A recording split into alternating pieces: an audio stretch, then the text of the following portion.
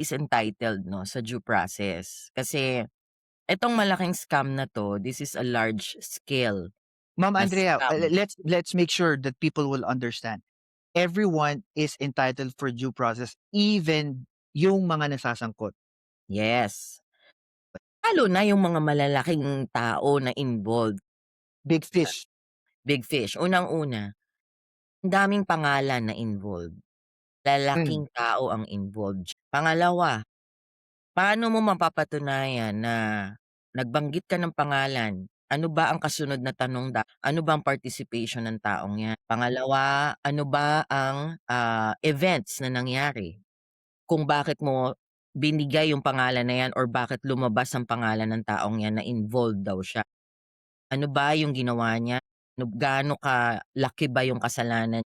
Gaano kalaking pera ba ang involved diyan sa mga scam na 'yan, mga nangyayaring 'yan?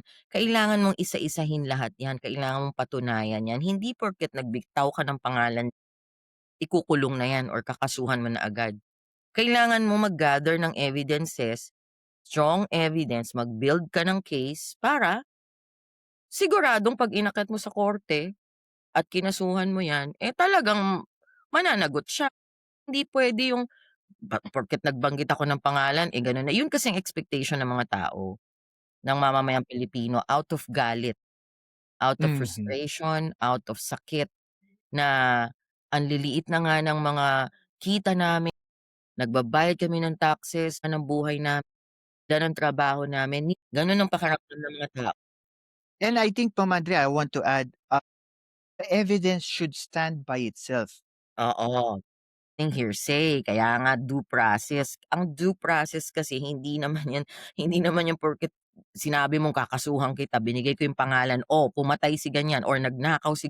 Paano mo masasabi na nagnakaw siya? Paano mo masasabi na siya ang pumatay? Paano mo masasabi na gano'ng kalaking pera ang ano niya? Anong ebidensya mo? Maglatag ka ng ebidensya. Kaya nga yun ang ginagawa nila. Kaya it takes time na mag-build ng case, na mapatunayan mo na itong mga taong ito ay involved.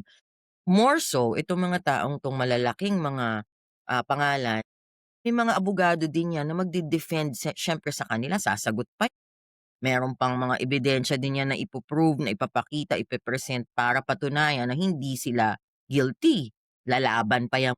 So, sa pag-build ng evidences, pag-build ng case, it takes time, 'di ba? Correct. And Eh, Miss hindi Andrea, lang isang tao what 'yan, ang dami niyan.